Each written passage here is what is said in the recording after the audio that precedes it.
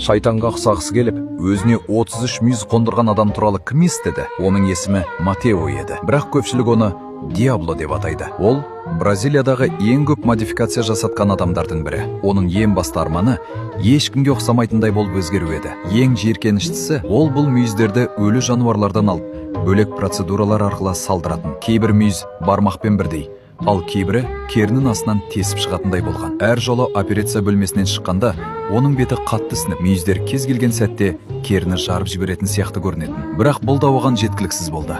33 мүйізден бөлек, ол мұрнының бір бөлігін алып тастады. Бас сүйегін ойып, одан да үлкен импланттарға орын жасады.